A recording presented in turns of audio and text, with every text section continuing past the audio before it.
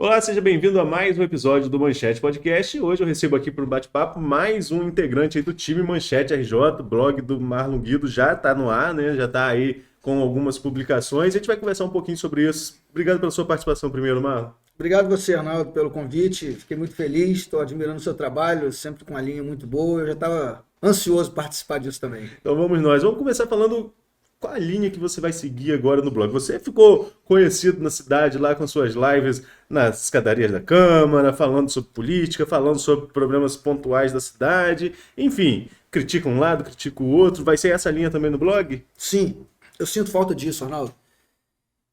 Acredito ser um vácuo, inclusive, porque geralmente você vê, por exemplo, a Câmara Municipal tem a oposição que critica tudo que o governo faz. Não só o governo de Campos, mas todos os governos. A oposição critica tudo e a situação elogia tudo.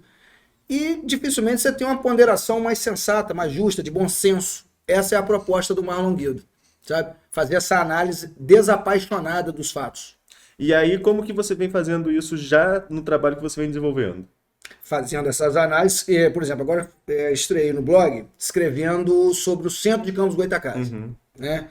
Acho que eu fui até bastante leve e tranquilo pelo que está acontecendo há anos e anos e anos Sim, com o sim. centro de Campos, assim, vergonhoso.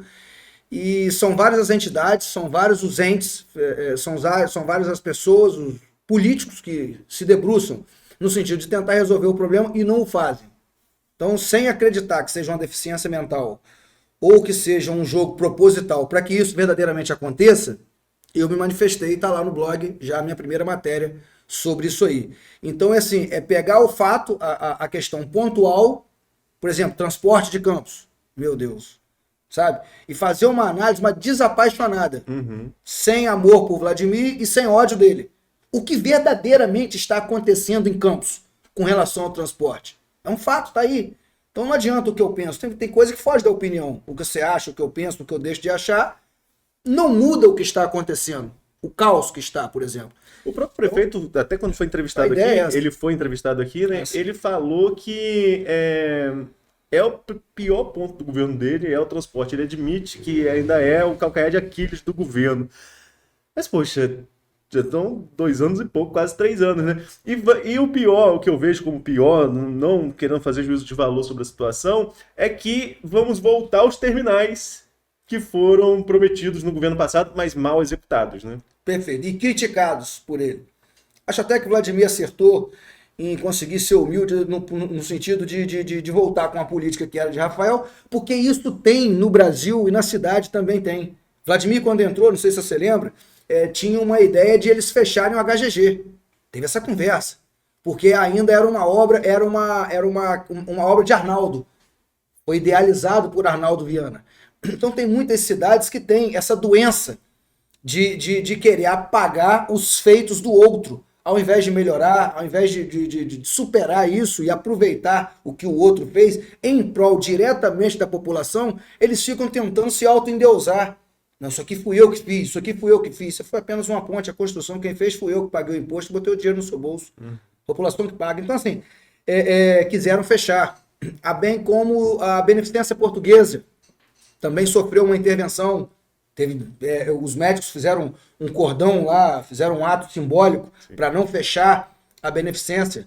E isso é uma questão meramente política. Então eu pergunto, gostaria de perguntar ao Vladimir, Rodrigo, Bacelar, qualquer ente político da nossa cidade aqui, até onde a questão político-partidária atrapalha a entrega para a população? Eu sou prefeito, Arnaldo foi prefeito antes de mim, que não é o Arnaldo Viana, mas é Arnaldo. O que você deixou, eu não posso terminar, porque tem a sua marca? Mas que insanidade mental é essa? Né? Se tem dinheiro empregado ali. Então são coisas que eu não consigo, assim, sabe, me relacionar bem com isso e critico fortemente, severamente, porque a nossa cidade, Arnaldo, ainda está muito aquém do que deveria estar. Tem cidades no Brasil, poderia citar várias aqui, que não tem a per capita que Campos tem, conseguiu promover, fazer, não tem os royalties que Campos tem, e parece uma Dubai, parece uma Suíça. E nós ainda estamos pestanejando, assumidamente, como disse o prefeito, no transporte. E isso, Arnaldo, sinceramente, eu não estou aqui em campanha, não se trata disso, é um bate-papo levíssimo e maravilhoso. Você imagina você que mora no Farol se você mora no Farol de São Tomé, pintor, autônomo, chega no domingo, você com todo o direito que você tem, tendo trabalhado a semana inteira, sua esposa dando duro, trabalhando em casa de família, ainda bem que conseguiu essa oportunidade. Chega final de semana, você quer trazer seus 2 filhos aqui para dar um passeio no shopping center, assistir o filme da Barbie, que eu nem sei se está passando ainda. Você não tem esse direito. Vê se isso entra na cabeça de alguém. Se a sua esposa, por exemplo, fosse chefe de cozinha e arrumou um emprego aqui na Avenida Pelinca, naqueles restaurantes que abrem à noite, perdeu a vaga. Porque se você mora em Tocos, se você mora na Baixada ou nas regiões limítrofes do município de Campos, e quando você não tem transporte, então você tem um emprego que já está dificílimo e você não tem direito a ele por conta do transporte. Isso não entra na cabeça de ser humano nenhum racional. São um pouco mais de 300 permissionários das vans, poucas empresas de ônibus, e eu não consegui entender por que várias reuniões não foram feitas com o mapa da cidade em cima da mesa, com todas essas frentes do transporte e resolver o problema. Isso é uma coisa que eu tenho dificuldade. A dificuldade talvez seja minha de entender por que isso não acontece. Mano, então o seu blog vai focar no dia a dia, no cotidiano do campista, e você vai estar aberto também a ouvir da população, poder ir lá conferir o que a população está cobrando? Abertíssimo. A crítica é sempre bem-vinda. Eu quero entrar não só no dia a dia da população, mas eu quero entrar na geladeira, na despensa, de entender verdadeiramente, Arnaldo, mas de verdade, por que é que nós estamos com dificuldade de nos alimentar? Por que é que nós estamos com dificuldade de ter um acesso a um alimento melhor? Por que as coisas aqui são mais caras do que em outros municípios, muitas vezes? Sabe? Por que isso está acontecendo com a gente no âmbito do que a política pode nos alcançar? Estudei a faculdade de Direito, né? Cursei os 10 períodos para entender justamente essa distância e trazer isso, e repito sempre, porque é um compromisso que eu quero ter. Uma análise desapaixonada. Não é ali sabe? Enfim, o blog do Marlon Guido é nesse sentido. E a crítica é muito bem-vinda. Quero a participação das pessoas e quero, inclusive, ir aos locais também. Porque uma coisa é você estar falando de longe. Outra coisa é você chegar lá e ver que é exatamente aquilo ali. Agora vamos falar um pouquinho de política também. Eu citei aqui seus vídeos lá na escadaria da Câmara, aquelas confusões todas que a Câmara já passou, enfim. Como que você está vendo esses rearranjos de força aí? Vladimir agora conseguiu montar uma base maior, trouxe mais 2 vereadores, vereador que vai para lá e vem para cá. Como que você analisa esse cenário político de Campos dentro da Câmara? Depois nós vamos falar da Prefeitura e a LERJ também. Esse escambo, ele deprime totalmente a imagem dos vereadores. Se você sair às ruas hoje, eu acredito, você sair às ruas, centro da cidade ali, pegar as pessoas e fazer uma pesquisa. Senhora, tudo bem? Deixa eu fazer uma pergunta, senhora. A senhora acredita e confia na Câmara Municipal? Eu acho que a resposta vai ser muito ruim. Não sei se você tem opinião sobre isso, mas eu acredito que vai ser muito ruim.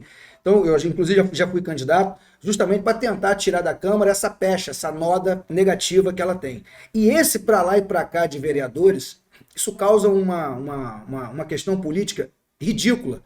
E é por isso que, cada vez mais, quando eles mesmos, vereadores, vão às ruas pedir votos, eles recebem, você vai me dar o quê? O que você tem para mim? Eu quero alguma coisa. E aí, o que acontece? A cidade ela começa a pestanejar, não é por conta de Arnaldo, prefeito, não é por conta do Marlon, não é por conta de Vladimir. É o modelo. Esse relacionamento cameral que os vereadores, a maioria pelo menos, tem, seja com o poder executivo, seja com outros poderes, é o que denigre eles, é o que deprime ali. Então, quando a população vê que um vereador está aqui, daqui a pouco ele está ali, daqui a pouco ele muda de opinião, é evidente que tem interesse ali que não é o meu, que não é o seu. É dinheiro na jogada. É o cara que está aqui, é o cara que está ali, é o cara que está lá. Então, quer dizer, isso não só faz com que a própria Câmara Municipal seja depreciada, a cara dela, os vereadores que estão ali, pelo menos a grande maioria, sejam tidos como os vereadores que são comprados, quanto também vulnerabiliza demais a relação política. Ninguém acredita mais em ninguém e essa descrença está aí levada a cabo. E, enfim, a minha humilde visão é essa. Esse pula para lá, pula para cá, ele é péssimo, não só para os vereadores, como para o prefeito, mas para o relacionamento da população em si, em geral. Você já foi, como você mesmo citou, você já foi candidato a vereador, já foi candidato a deputado. O que você leva dessas experiências? O que ficou para você dessas experiências?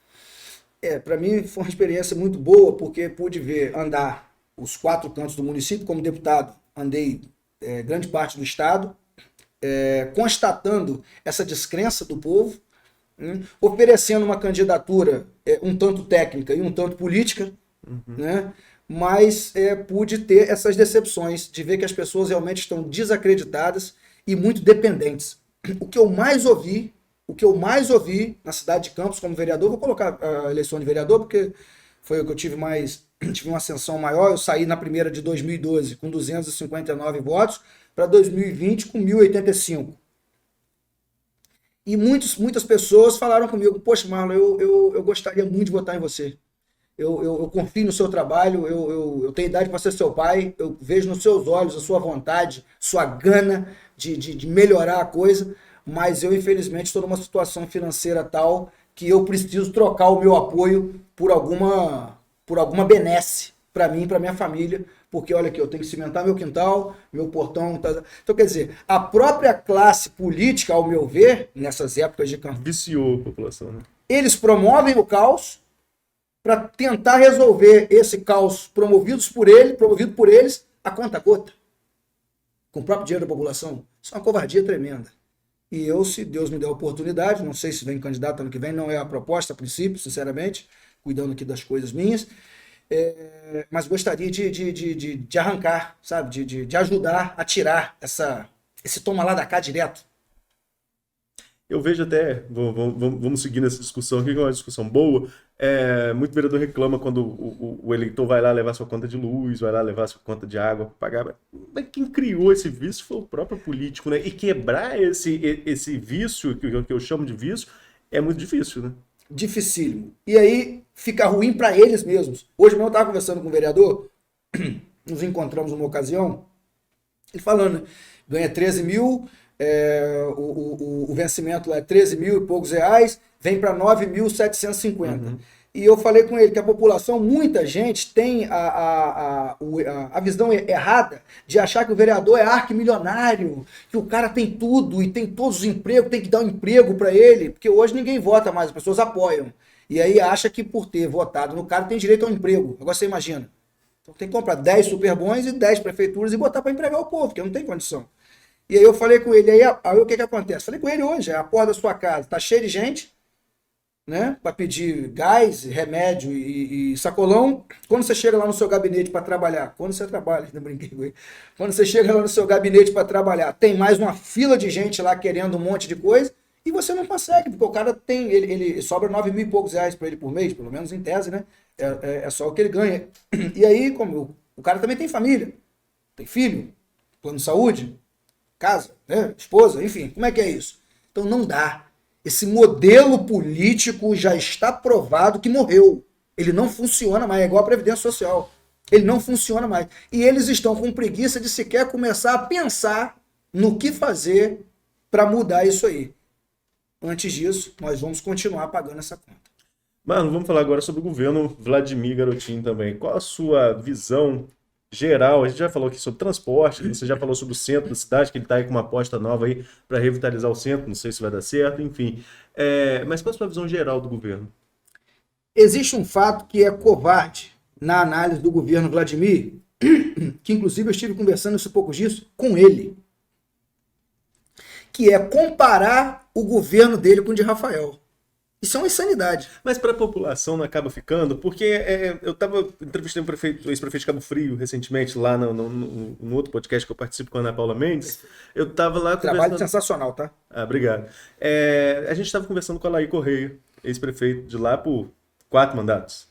E ele falando dos bons governos, eu falei assim, mas a população vai lembrar do seu último que não foi tão bom, que foi o período da crise do petróleo, né? Porque a população sempre vai ter a lembrança do que foi mais perto. Não é por isso que essa comparação acontece? Não, desculpa. Essa comparação acontece porque até 3 semanas atrás, se você pegar, tem postagem de Vladimir citando Rafael Diniz.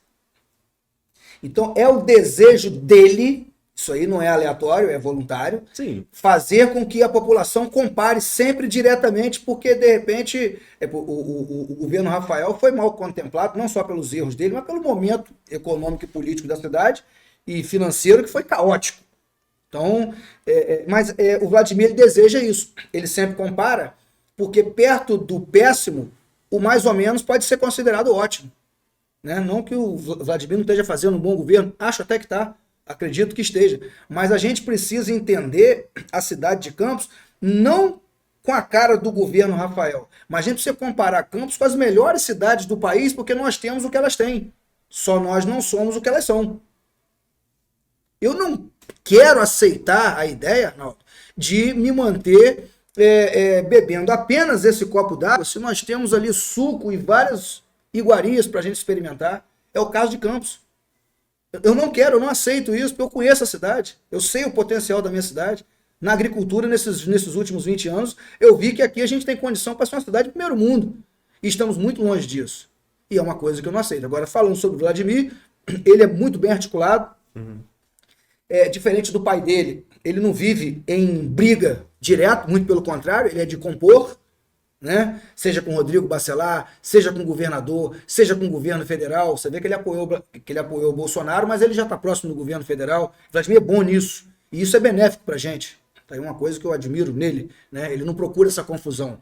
E aí ele acaba fazendo um governo que, ainda que tenham algumas maquiagens, que eu vejo em muita coisa, mas ele acaba fazendo um governo satisfatório, sim, e eu tenho estado muito satisfeito, inclusive, por isso. Agora, você citou aí essa questão dessa parceria, ou essa conversa com o Rodrigo Bacelar, e isso gerou um termo. Aqui Campos gosta de criar termos, né? Essa pacificação, né? A pacificação política. Você acha que essa pacificação resiste? Com Marquinhos Bacelar porrando na Câmara toda sessão e Vladimir rebatendo na rede social, vai resistir isso a um ano eleitoral? Claro que não.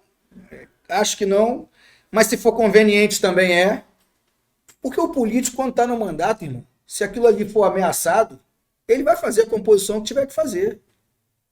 Você está vendo aí, o amarelo vira vermelho, né? Até brinquei com o Marcão. O Marcão era do PT e depois ele veio pro PL. Ele até falou comigo, não, é fácil, eu era assim, agora eu só mudei para cá. Quer dizer, então assim, as coisas acontecem e a pacificação ela para, ela volta, e isso aí vale do momento político que eles tiverem. Mas não acredito nessa pacificação. Eles sabem que a população, muito, grande parte dela, gosta dessa rixa. Vive dessa rixa. Então, muitas vezes, eles até se falam nos bastidores, tomam um vinhozinho junto, que eu acredito que é o que eles fazem, mas no painel eles têm que criar essa rivalidade, até para ter o lado A e o lado B. Só eu não faço parte disso. Desculpa, mas eu não compro um... Você não está nem no lado A nem no lado B? Não, eu tenho uma paixão por Rodrigo tremenda, meu vizinho ali, Copa Energia, minha vida inteira. Né? Vladimir também, a gente, parte da adolescência nossa lá no Farol de São Tomé, né? Onde ele não sabia jogar bola e a gente tinha que botar ele no time porque ele era filho do governador e a galera faz isso por ele, mas ele era péssimo de bola. Então eu tenho amizade com os caras. Eu não vou, sinceramente, não vou comprar esse barulho. Tá? Até porque a amizade, a aproximação deles é benéfica para Campos. Admiro, inclusive, o Rodrigo Bacelar, quando, por agora, dentro dessa rixa com Vladimir, desse pedaço desse momento rixoso que eles tiveram, Rodrigo não barrou de várias coisas do Estado virem para Campos. Que ele poderia pensar, né? Não, que eu puder atrapalhar, eu vou atrapalhar, até porque é do Estado, mas Vladimir bota na conta dele. Ele não fez isso. Então eu entendo isso como uma maturidade política muito grande da parte dele, me faz admirar. Então quanto mais eu puder aproximar, no que depender de mim, esses entes, para que eles se comuniquem, a nossa cidade ganhe e a gente também nos nossos trabalhos, né? A cidade gera emprego, a cidade cresça e você corra menos risco de ser assaltado da sua casa para o seu local de trabalho, como estávamos conversando há pouco, para mim é benéfico. E é nessa linha que eu vou militar. E como que você analisa essa ascensão meteórica de Rodrigo? Né? Porque Rodrigo chega no primeiro mandato de deputado, se reelege bem, quase 100 mil votos, e já vira presidente da Alerj. Como que você vê essa ascensão política do interior a uma figura importante para o estado todo agora? Arnaldo, Rodrigo Bacelar é muito mais habilidoso do que ele demonstra ser. Posso te falar com sinceridade, sem rasgar seda, porque eu não tenho nem esse perfil, mas isso é muito pouco perto do que Rodrigo é capaz ainda. Foi uma ascensão meteórica, mas Rodrigo é de uma habilidade de diálogo, sabe? Eu até falei isso com ele esses dias lá. Ele tem uma forma de chegar nos lugares, ele tem uma entrada que é dele, que é peculiar, isso não adianta. Você pode estudar em Harvard que não vai adquirir isso. E o Rodrigo vai chegar muito longe ainda por conta disso. Ele tem uma horizontalidade de olhar e não uma verticalidade. Ele pode ser governador, que ele não entra no lugar, como presidente da LERJ, vamos dizer assim, ele não entra no lugar assim. Entendeu? Ele é ameno. E isso dá a ele essas portas que ele está abrindo, mérito dele, tenho maior admiração por isso, mas pode ter certeza, se depender de Rodrigo, ele vai muito mais longe do que isso aí, com todas as forças contra que ele tem, inclusive dentro da cidade dele, né, de gente que era para estar como ex-governador Garotinho, que era para estar apoiando, que era para estar gostando disso, porque é a cidade dele que está sendo sede de mais uma revelação política, muito pelo contrário, ele tenta atrapalhar no que pode, e mesmo assim o Rodrigo ainda tem... Garotinho é pessimista. Garotinho é pessimista em relação você mesmo falou que da habilidade política, tanto do Vladimir quanto do Rodrigo, né? E dentro dessa habilidade política, eu questionei Garotinho aqui, perguntando se ele não via a possibilidade de ascensão de ambos, né? Até mesmo para chegar a disputar o cargo de governador do estado que ele ocupou. Ele é meio pessimista, ele acha que nenhum dos dois tem chance de chegar à disputa do governo do estado, não? Qual a sua opinião? Eu acho que ele tem inveja, tanto do filho quanto de Rodrigo. Eu acho que ele é um tanto despeitado, que pelo menos ele fica assim, o último governador daqui fui eu. Tomara que essa inveja dele caia por terra e que ou Vladimir ou Rodrigo se eleja e que faça pela cidade o que ele não fez enquanto governador foi. Porque se você olhar para Campos, você não pode dizer assim, olha que cidade, cara. Também nosso governador foi daqui. Olha isso, cara. Você não consegue ter isso, né? Ele, como governador, foi mais um que era o segundo prefeito do Rio. Porque a cidade do Rio fica como se tivesse dois prefeitos. O governador não vem para cá, a gente fica aqui no interior vendo navio, e na época de campanha eles falam a mesma frase quase sempre. Um governo forte só se dá com um interior forte. Dá vontade de jogar um ovo. Você me desculpa, mas eu acho que a questão de Garotinho com Vladimir é isso que eu acabei de falar aqui. E, inclusive, acredito plenamente que quem vai acabar com o governo Vladimir, quem vai prejudicar sobremaneira o governo Vladimir, é o próprio pai. Você acha que ele já vem costurando isso, vem fazendo isso de alguma forma? Não, ele já vem fazendo, exatamente. Ele já denunciou o filho no Instagram. Tem uma denúncia que ele fez ali, que ele colocou que o filho tem negociações espúrias e inconfessáveis com a Câmara Municipal. Inclusive, não sei o que o Ministério Público não se manifestou sobre isso ainda. E vai fazer muito mais. Que ele não aceita que o filho ascenda politicamente sem que seja sobre as ordens e sobre a barba dele. Ele tem essa... É um cubano, uma espécie de um ditador cubano, só que campista. O Garotinho é isso. E o filho se desgarrando, que Vladimir tem um outro estilo, diferente, entendeu? Tem um tanto dessa fantasia do pai também, petáculo, come as coisas, tal, charlatão. Ele gosta. Mas é diferente do pai. Vladimir totalmente diferente do pai, ele não é bélico, ele não é... Tanto que ele tá... Olha o que ele tá fazendo. É um bom governo, acredito que se reelege, antes que você me pergunte, acredito que se reelege, mas vai ter trabalho. São candidatos que estão vindo por aí com projetos sérios, fortes e viáveis para Campos.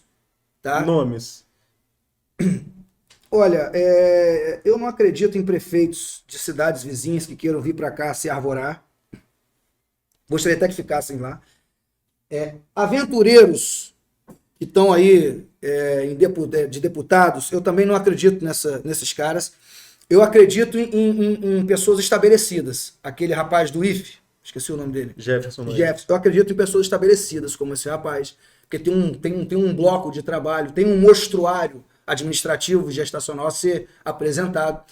Eu acredito em nomes da sociedade civil organizada que vão surgir, se me permite segurar por enquanto, para não causar especulação. Eu vou fazê-lo, mas vão sair nomes importantes, e repito, eles não vão oferecer um nome para a cidade, eles vão oferecer um projeto para a população. E isso a população, através do advento da internet, vai ter um acesso e vai entender. Eu gostaria de morar nessa cidade aqui. Se esse cara conseguir fazer isso aqui, eu vou ficar muito feliz. Ah, mas Vladimir tá bem. Tá, mas isso é uma outra conversa. Ele tá bem até o que ele pôde fazer, mas ele não trouxe a gente para cá. Ele não nos ofereceu esse modelo de cidade. E esse cara tá claramente nos oferecendo. E é viável, é possível. Eu vou embarcar. Isso pode acontecer e é bom que o Vladimir tenha muito cuidado com isso. Marlon, a gente vai chegando ao final do nosso bate-papo rápido. Tinha muito assunto pra gente falar. Podia falar tanto de política nacional aqui também, esquerda, direita. Mas vamos deixar isso para um próximo bate-papo, que desde já eu deixo o convite e pedir também para a produção já botar aqui o endereço do seu blog para que o pessoal possa já conferir aí o seu trabalho. Obrigado pela participação. Obrigado você, Arnaldo. Até a próxima. Te convido também para ir no blog, podcast. Vamos estar em contato aí, porque eu acredito que isso seja de muito, assim, esse acesso à informação seja ideal para a população, principalmente refletir e não acreditar piamente no que a gente fala, mas trazer a população a pensar, analisar e raciocinar acerca do que a gente diz aqui. Obrigado pelo convite. E a você que nos acompanhou até agora, fique ligado também nas nossas redes sociais. Até a próxima.